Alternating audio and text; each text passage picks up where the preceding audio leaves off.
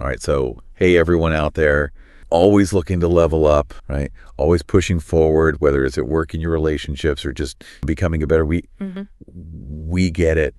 We're there with you. And today we're going to dig into a framework. Yeah. That's all about making smart moves, thinking ahead, kind of like a chess grandmaster. Exactly like a chess grandmaster. Yeah. We're talking about your next 5 moves by Patrick Bet-David. Oh, yeah. And, it's not just about reacting to what's right in front of you. It's about really thinking ahead, planning, strategizing, and taking control of where you're going. It's so easy to just get caught up in the day-to-day. Totally. Right? Putting out fires. Yeah. Dealing with what's urgent. Absolutely. So this is about, taking a step back, seeing that bigger picture, and making moves with intention. 100%. And in this deep dive, our goal is to really pull out those key insights from the book. Yeah. The stuff that you can actually use right now to start thinking more strategically about your own journey without, getting overwhelmed. Exactly, because it can feel daunting when you start thinking about 5 moves ahead. Totally. But we're going to break it down and make it super practical. Absolutely. So let's jump right in with what Bet-David calls Move 1, Mastering Knowing Yourself. So this is interesting because you would think strategy is all about the external stuff. Right. Right, like, making those moves out in the world. Totally. But he's saying, no, you got to start internally. This is foundational. Yeah. Like, you can't build a solid house on shaky ground. Exactly. And that ground is self-awareness. So what does he mean by knowing yourself? Well, it's really about digging deep. Okay. It's not just, a surface level understanding of your likes and dislikes. Right. It's about excavating those core values. So values. What truly drives you? What are those non-negotiables, those principles you just can't compromise on? And how do you figure that out? Yeah. I mean, sometimes it's hard to even articulate those things. Well, think about it this way. What are those moments in your past where you had a really strong reaction to something? Yeah. Like a visceral gut feeling where a line was crossed. Okay. Those situations often reveal your true underlying values. Interesting. Because those are the things you just won't budge on. Right. They're not necessarily the qualities you aspire to have, but they're the ones that, when they're violated, you feel it deeply. So it's about paying attention to those moments where you're like, whoa, hold on. Exactly. Those are your red flags. They're telling you something important about what truly matters to you. And it goes beyond just values. Right. It's also about understanding your strengths. Okay. What are you naturally good at? What comes easily to you? Right. What are your superpowers? Exactly. And just as importantly, what are your weaknesses? Oh, yeah. The stuff we don't like to talk about. But being honest about those weaknesses and blind spots is crucial. Yeah. If you don't acknowledge them, they can really trip you up. 100%. And then there's that unique thing you bring to the table. Okay. What's your comparative advantage? What do you do differently or better than others? Yeah, like what's your secret sauce? Right. And how can you leverage that to your advantage? So it's really about taking stock of all these internal elements. Exactly. And why is that so important for strategy? Because think about it. If you don't know your motivations, your strengths, your weaknesses, how can you make choices that are truly aligned with who you are? Right. You'll be going in all sorts of directions. Exactly. And you'll end up feeling frustrated and unfulfilled. Yeah, like you're not making any real progress. Exactly. So this deep dive into self-awareness, it creates a foundation for making decisions that are authentic to you and that will actually lead you towards your goals. And I love how he connects it back to that question of where are you now and where do you genuinely want to be? Because if you don't know where you're going, any road will take you there. Right. But if you have that clear destination in mind and you understand your internal landscape, then you can start mapping out a path that's both effective and fulfilling. So for someone listening right now who's like, I'm on board with this self-awareness thing, what's like a really practical step they can take today? I love that you asked that because it's so important to have those actionable takeaways. Absolutely. So here's a simple exercise. Take just 10 minutes today and jot down 3 things you truly deeply value. Okay, 3 core values. Exactly. And then think about a recent choice you made, any choice, big or small, and ask yourself, how did those values either guide that choice or how were they perhaps ignored? So it's about connecting those values to your actual actions. Exactly. That little bit of reflection can be so eye-opening. I like that. It helps you see whether you're actually living in alignment with what you say you believe. Right. Because sometimes we might think we value something, but then our actions tell a different story. Exactly. So this exercise helps you bridge that gap between your values and your choices. Awesome. So that's move 1, mastering, knowing yourself. Laying that foundation. Yeah, getting that internal compass calibrated. Now, what about move 2? So move 2 is mastering the ability to reason. So we've got the what, right? What matters to us. Exactly. Now we need to... 100%. How do we actually make good decisions that align with those values? And that's where reasoning comes in. So Bet David is really emphasizing critical thinking here. And it's not just about being book smart, right? No, not at all. It's about thinking clearly and effectively. Yeah. It's about being able to analyze information, evaluate options, and make sound judgments. Right. So it's like a practical skill. Absolutely. And he breaks it down into some really interesting components. Okay, like what? Well, a big one is challenging your own assumptions. Oh, yeah. We all have those. We do, and they can really distort our thinking. Right. We might have certain beliefs about ourselves or the world that aren't actually true. Exactly. Or we might be making decisions based on outdated information or on biases that we're not even aware of. So biases, what are those? So biases are basically these mental shortcuts that our brains use to simplify information and make decisions quickly. That makes sense. I mean, we can't overthink everything. Right. But the problem is that these shortcuts can sometimes lead us astray. Okay. They can cause us to make decisions that aren't actually in our best interests. Can you give me an example? Sure. So one common bias is confirmation bias. I've heard of that. Yeah. So confirmation bias is our tendency to seek out information that confirms what we already believe. Oh, yeah. Like if you're convinced that something's true. Right. You're more likely to notice evidence that supports that belief. And ignore evidence that contradicts it. Exactly. And that can be really dangerous because it can prevent us from seeing the bigger picture. And from making objective decisions. Exactly. So how do we overcome these biases? Well, the first step is awareness. Just knowing that these biases exist and that we're all susceptible to them. Right. Just being aware that our brains can play tricks on us. Exactly. And then once you're aware of them, you can start to challenge them. How? Well, one way is to actively seek out different perspectives. Oh, yeah. Like talking to people who disagree with you. Exactly. Because they might have information or insights that you haven't considered. That can be tough, though. It can be, but it's so valuable. Yeah, I guess it's easy to just surround yourself with people who agree with you all the time. Right, but that can create an echo chamber where you're just reinforcing your existing biases. So it's about getting out of your comfort zone. Absolutely. And another important aspect of reasoning is being able to evaluate information effectively.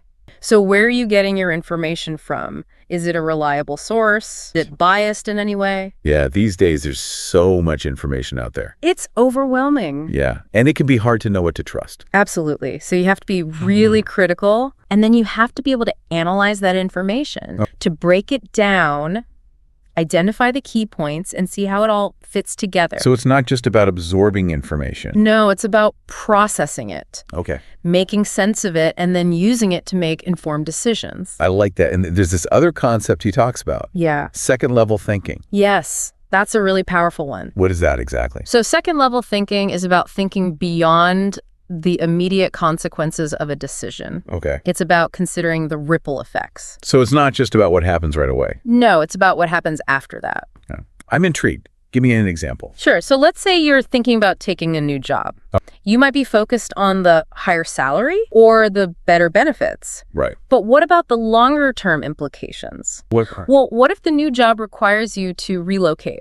How would that affect your family? Right. Or what if the new job is much more demanding? How would that impact your work-life balance? So second level thinking is about anticipating those unintended consequences. Exactly. It's about playing out the scenarios and Wow. seeing how your decision might unfold over time. And how does that help us make better decisions? Well, it allows you to make more informed choices. Okay. You're not just reacting to the immediate situation. You're thinking ahead and considering all the potential outcomes. So for someone listening who's trying to develop this second level thinking skill, what's a good way to start practicing that? I would say a simple way to start is to just ask yourself what happens next. Okay. So the next time you're facing a decision, big or small, consciously try to list at least 2 potential second-order consequences. So like, okay, if I do this, then this might happen. Exactly. And then if that happens, this might happen. So you're creating like a chain of events. Yeah, like a domino effect. I like that. And it doesn't have to be super complicated. No, just a few minutes of thinking through those potential consequences. All right, just getting in the habit of looking beyond the immediate. Right. Exactly. And that will already start to improve your decision making. Awesome. So we've got move 1, mastering knowing yourself. Yes. Move 2, mastering the ability to reason. Mm-hmm. What's next? All right. So move 3 is mastering building the right team. So now we're talking about people. And this is a really important one. I can see why. Because, you can have all the self-awareness in the world. Right. And you can be a brilliant strategic thinker, Mm-hmm. but you're not going to achieve much on your own. Exactly. You need people. You need a team. And when we say team, we're not just talking about your work colleagues, right? No, this applies to all areas of your life. Okay, so it could be your mentors, your advisors, your close friends, your family even. Absolutely. Anyone who's supporting you on your journey. So it's about surrounding yourself with the right people. 100%. And Bet David makes a really interesting point here. What's that? He says that the kind of team you need evolves as you grow. Okay, that makes sense. The people who were essential in one phase of your life might not be the right fit for the next phase. I've definitely experienced that. Yeah, it's your needs change, your goals change. Exactly. And your team needs to adapt to those changes. So how do you know who the right people are for your team? Well, one of the most important things is character. Okay.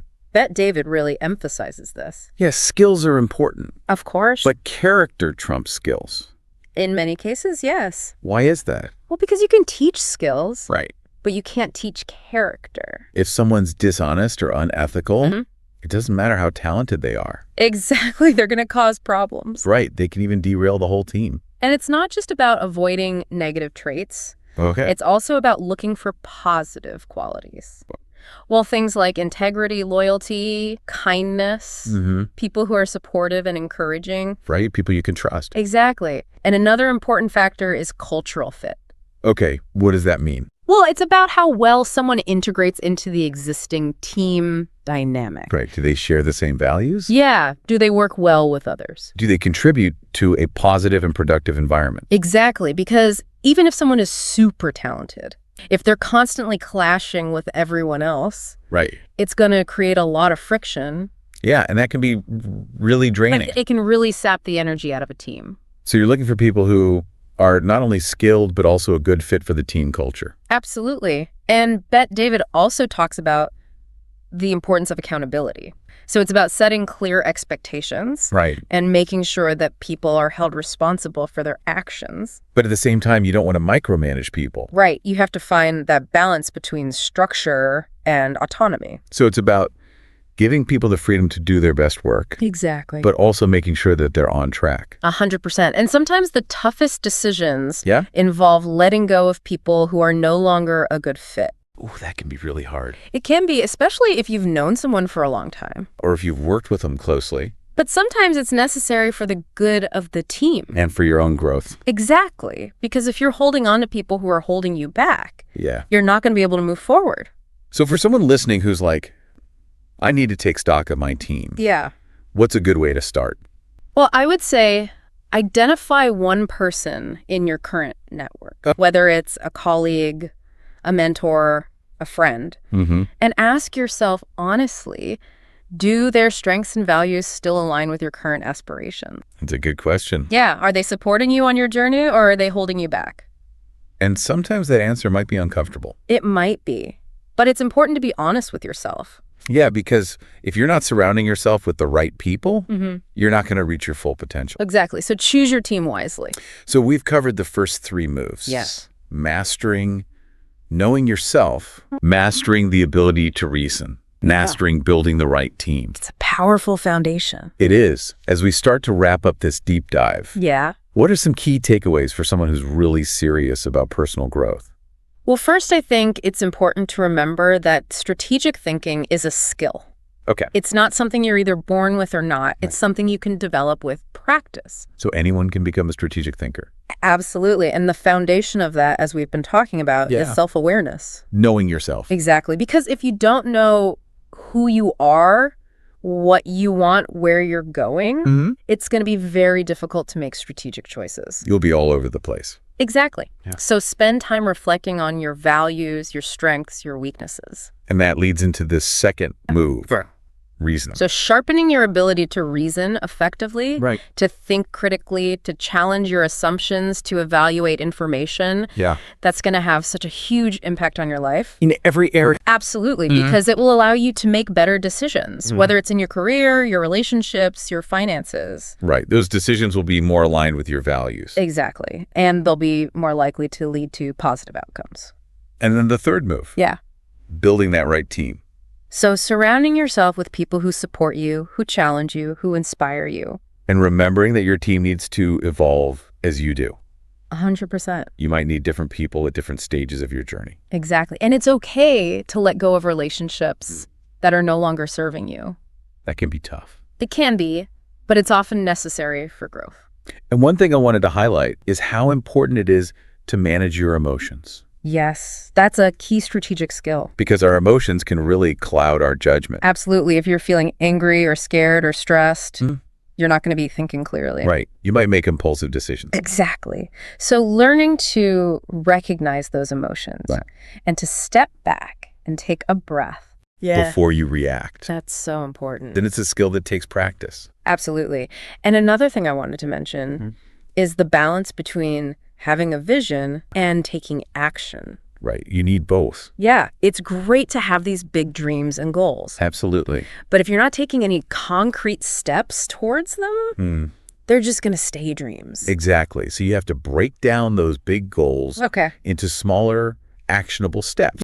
And then you have to actually do those steps. Consistently. Yes. Consistency is key. And you're going to face challenges along the way. Of course. That's part of the journey. Yeah. But if you have a strong foundation, if you know yourself, if you can reason effectively, if you have the right team around you, you'll be much better equipped to navigate those challenges. And I love how David talks about power plays. Yeah. But he's not talking about manipulating people. No, not at all. It's more about recognizing opportunities and being prepared to seize them. Exactly. It's about being strategic about your growth. And being adaptable. Absolutely, because things rarely go exactly according to plan. So you have to be willing to adjust course, to pivot, to improvise. 100%. And I think one of the most important things to remember is that your time, your energy, your focus, these are your most valuable resources. They are. So you have to be very intentional about how you invest them. Absolutely. Because every decision you make is a strategic investment. It is. So ask yourself, where am I putting my time, my energy, my focus?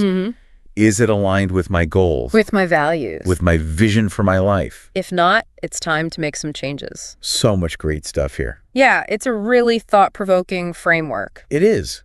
And we've only just scratched the surface. Right. We've only covered the first 3 moves. But I think it's a great starting point. Absolutely. For anyone who wants to start thinking more strategically. About their lives. About their growth. About their future. So thank you for joining us on this deep dive. It's been a pleasure. We hope you found it valuable. We encourage you to start implementing these ideas. Even just one small change can make a big difference. So think about which of these 3 moves, self-awareness, reasoning, team building, resonates most with you right now. Where do you need to focus your attention? What's one action you can take this week? To move yourself forward. Thanks again for joining us. Stay tuned for the next one. You can subscribe if this helped you. It really helps the channel. See you next time.